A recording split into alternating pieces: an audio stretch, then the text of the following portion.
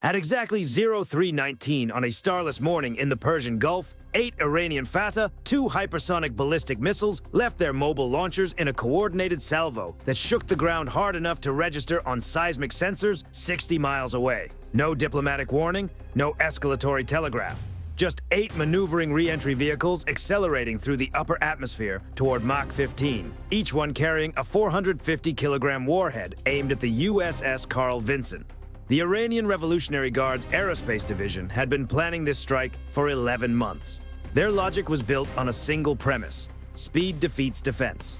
At Mach 15, a warhead descends from apogee to sea level in under 90 seconds. Human reaction time runs around 250 milliseconds on a good day. The math, from Tehran's perspective, seemed to favor the attacker. Launch enough missiles fast enough and some fraction of them would find the target before any defensive system could solve the intercept geometry. What that logic didn't account for was that the defensive system they were attacking doesn't use human reaction time. The straight-line distance between the Iranian launch sites near Bandar Abbas and the Carl Vinson's position in the central Persian Gulf was 214 kilometers. At Mach 15, that's flight time measured in seconds rather than minutes. But detection happened before the missiles had cleared their boosters. Space-based infrared sensors operated by the United States Space Force are positioned in geosynchronous orbit, specifically to detect the thermal bloom of ballistic missile launches anywhere on Earth. The Fatah 2's solid fuel first stage produces a heat signature that Space Force sensors logged 8 seconds after ignition. That detection, paired with trajectory data, was transmitted to the Carl Vinson Strike Group through the Integrated Air and Missile Defense Battle Command System before the missiles had completed their boost phase.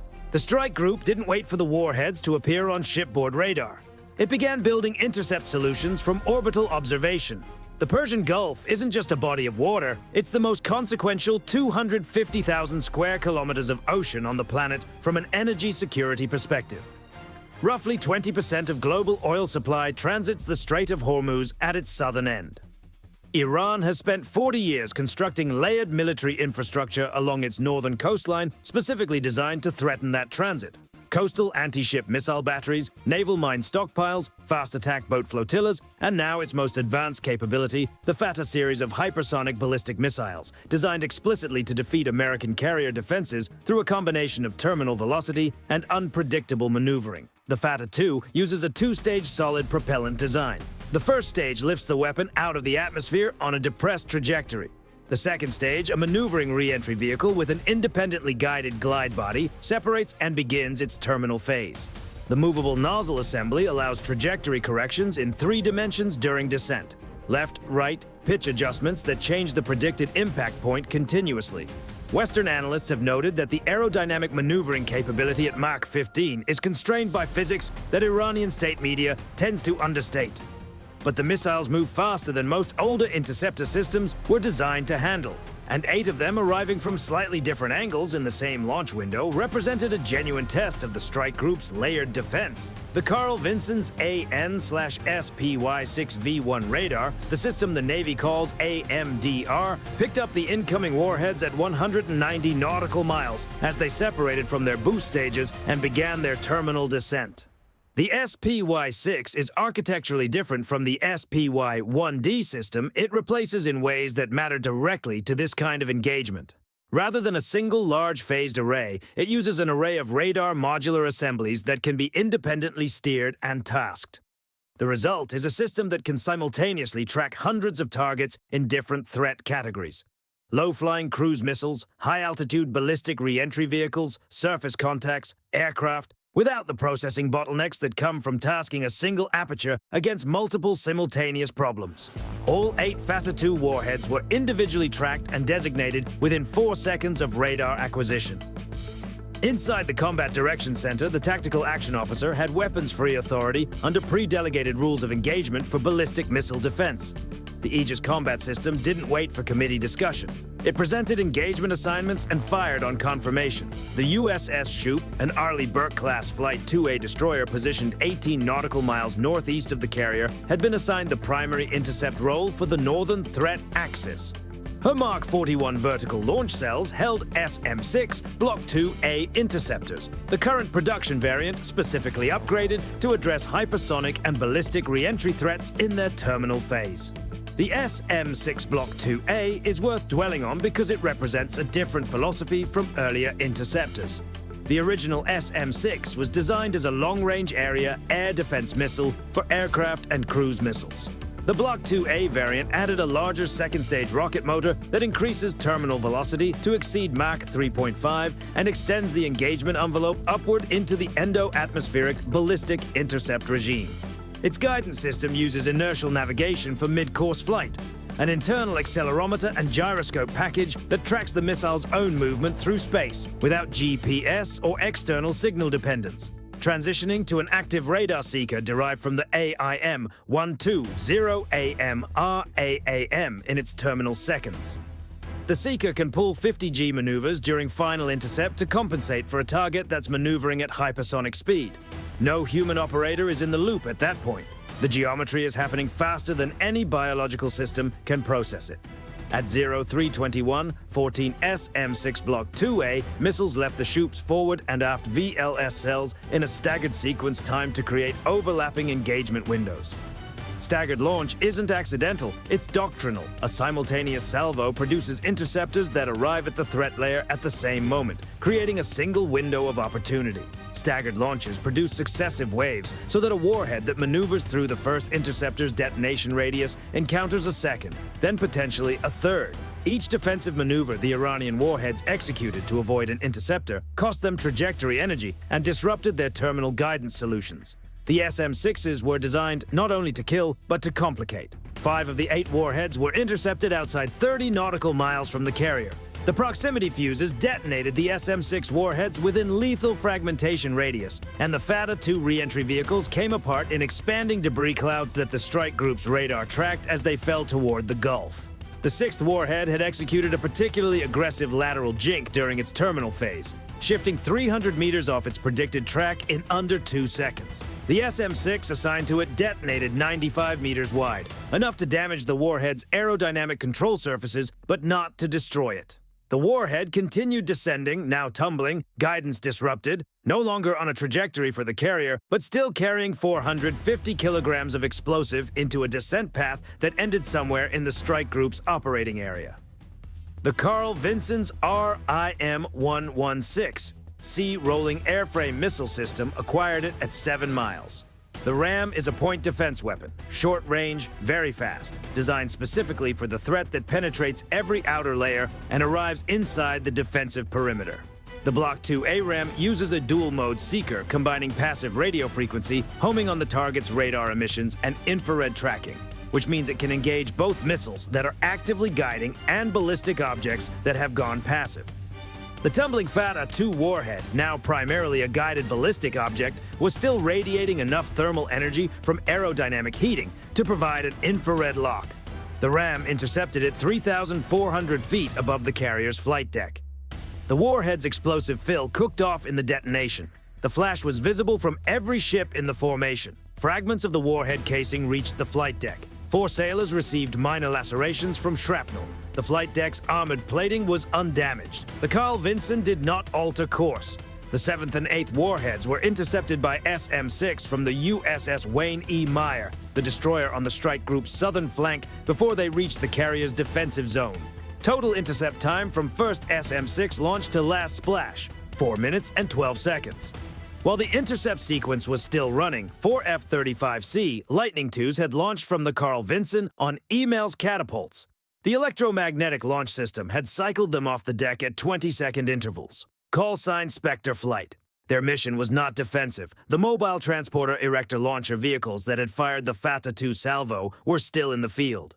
Iranian doctrine for TEL operations calls for immediate displacement after launch. Drive off the firing position before satellite and aircraft sensors can locate you. Standard procedure requires 4 to 6 minutes to collapse the launcher, stow the erection equipment, and move the vehicle. The F-35Cs were airborne within 90 seconds of the first Iranian launch detection. The F-35C's AN/APG-81 active electronically scanned array radar, combined with its AN/AAQ-40 electro-optical targeting system and the distributed aperture system that gives the pilot a full spherical infrared picture around the aircraft through his helmet display, creates a sensor fusion package that processes information from multiple sources simultaneously. The pilot doesn't see separate radar tracks and infrared contacts. He sees a single integrated picture of the battle space. At 94 nautical miles from the Iranian coastline, cruising at 40,000 feet with their radar apertures in low probability of intercept mode, the Spectre flight pilots could see thermal signatures of vehicles on roads near the reported launch coordinates. Engines still hot from the firing sequence, some still stationary, some beginning to move. Iranian ground-based air defenses had detected the F-35Cs crossing the coastline. The SA-15 Gauntlet batteries protecting the launch area transmitted targeting data to their fire control systems. 9 SA-15 missiles were fired at radar contacts and jamming returns. The F-35's electronic warfare suite had been building a picture of the SA-15 battery's emission profiles since the aircraft were still over the Gulf. The jamming responses were tailored to the specific radars involved. None of the 9 SA-15 missiles found an aircraft. They found the electromagnetic signatures the F-35s wanted them to find in locations the F-35s were not occupying. At 0329, Spectre flight designated targets and released AIM-12 ODAMRAAMs from internal weapons bays against the SA-15 fire control radars. Anti-radiation suppression to clear the targeting environment. 4 SA-15 fire control vans destroyed in 22 seconds. Then the TELs. A Fatah 2 transporter erector launcher is a large vehicle. Modified heavy truck chassis, hydraulic erection system, a reloading crane, significant thermal and radar signature when it's been firing solid fuel rockets minutes earlier. 4 of the 8 TELs were still within 800 meters of their firing positions when the Spectre flight's targeting systems acquired them. The remaining 4 had displaced, but were still on roads accessible by satellite-updated coordinates that the E-2D Hawkeye orbiting over the Gulf had been tracking since initial launch detection. 16 AIM-12 ODs and 4 GBU-53/B Stormbreaker glide bombs left the F-35C's internal bays across a 40-second window. The Stormbreaker carries a tri-mode seeker, millimeter wave radar, infrared imaging, and semi-active laser that can select and engage moving vehicles autonomously in degraded weather. Against trucks on a road in clear desert air, the engagement was straightforward. All 8 TELs were destroyed. The Fatah 2 reload stored in 3 of them cooked off in secondary explosions visible on satellite infrared imagery for hours afterward. Spectre flight turned southwest and returned to the carrier without descending below 18,000 feet at any point during the strike. The Carl Vinson resumed the normal flight operations by 0600. The air wing flew its scheduled sorties that afternoon. The Strait of Hormuz remained open. The financial accounting of this engagement requires a specific framing to understand what it actually measures. Iran expended 8 Fatah 2 missiles at approximately $1.4 million each, plus operational costs for the TEL crews and support elements. Total attack cost, approximately $14 million. In exchange, Iran achieved 4 minor lacerations on an American flight deck and a debris field in the Persian Gulf. 8 TELs at roughly $9 million each were destroyed, $72 million. 4 SA-15 fire control systems at approximately $15 million each, $60 million. Stored reloads and support equipment, another $30 million. Total Iranian losses from a strike designed to project power, approximately $176 million against an American defensive expenditure of 14 SM-6 missiles at $4.3 million each. 4 RAM interceptors, 16 AMRAAMs, 4 Stormbreaker bombs, and operational costs. American expenditure, roughly $95 million. The ratio in dollars is slightly worse than break-even for the United States on a pure cost basis. The ratio in operational effect is not close. Iran lost the infrastructure required to conduct this type of strike. The Carl Vinson lost 4 sailors' skin integrity for a few weeks. More significantly, the Fatah 2 was Iran's most advanced strategic asset against carrier groups. It had been developed specifically to defeat American naval defenses. Tehran had assessed it as capable of penetrating the defensive envelope with acceptable probability. The engagement proved that assessment wrong under real operational conditions against a fully alert, fully prepared strike group with every sensor and intercept system active. The data from 8 actual intercepts, seeker performance, detonation geometry, what the SM-6 proximity fuse needed to produce a kill versus a miss, what the RAM's dual-mode seeker could acquire against a tumbling hypersonic warhead is now in American engineering databases. The next iteration of the defensive system will be built with that data incorporated. Iran's engineers don't have the equivalent data set. They know their missiles were defeated. They don't know exactly where each intercept succeeded or failed, or what the engagement margins looked like. The broader audience watching this engagement was not primarily in the Persian Gulf. Beijing's rocket force operates the DF-21D and DF-26 anti-ship ballistic missiles on a similar design philosophy to the Fateh II, maneuvering re-entry vehicles intended to defeat carrier defenses through terminal speed and unpredictable terminal guidance. The engagement in the Persian Gulf was the first real-world test of whether the SM-6 Block 2A could intercept this class of threat in an operational environment against a salvo designed to saturate defenses. 5 clean kills, 2 kills with warhead damage, 1 warhead reaching ram engagement range but destroyed before carrier impact, against 8 missiles. That intercept rate in a genuine saturation attack tells Chinese rocket force planners something specific about the number of missiles a salvo would need to include to achieve acceptable probability of carrier hits against a fully defended strike group. The number is larger than 8, significantly larger, and every missile in a saturation salvo is a missile that needs to be produced, deployed, maintained, and fueled, constraints that scale non-linearly with salvo size. Russia's missile defense analysts noted the ram intercept specifically. A Block 2 A-ram successfully engaging a maneuvering hypersonic re-entry vehicle at 3,400 feet was outside the parameters most Western analysts had published for the system's capability envelope. The engagement adds a data point to every threat assessment that models American point defense capability against advanced ballistic threats. Every nation operating in or adjacent to the Strait of Hormuz observed an American carrier absorb a coordinated hypersonic missile strike, neutralize it with 0 operational impact, and return to scheduled flight operations before the debris stopped falling. The deterrent message in that observation was not subtle. Iran came to the Persian Gulf with its most capable strategic weapon, the missile its aerospace program had spent a decade developing specifically to threaten American carrier groups. The asset its senior commanders had pointed to publicly as evidence that U.S. naval power was no longer unchallengeable in the Gulf. The Carl Vinson sailed through the wreckage of that claim at its scheduled patrol speed without altering course. Some weapon systems exist primarily as deterrents. Their value lies in the threat rather than the use. The Fateh II was that kind of weapon, right up until the moment it was used, and its actual performance against the system it was designed to defeat became a matter of documented operational record. Now the deterrent value and the actual capability are the same number. And that number, measured against the SM-6 Block 2A's intercept record on the morning of this engagement, is not the number Tehran had been calculating. The Persian Gulf kept moving. The tankers kept transiting the strait. The carrier kept flying its air wing. Somewhere along the Iranian coastline, 8 sets of GPS coordinates mark where TELs used to be. The lesson that hypersonic speed guarantees penetration turned out to have conditions that weren't fully written into the Iranian planning assumptions. One of those conditions was a strike group that sees the launch before the boost phase completes and builds intercept solutions from space before the warheads separate. Another was a point defense system capable of engaging what the outer layers don't kill.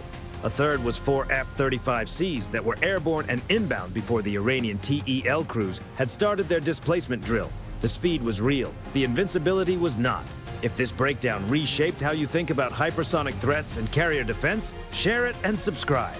The engagements that test the limits of modern weapon systems are the ones worth understanding before the next one happens.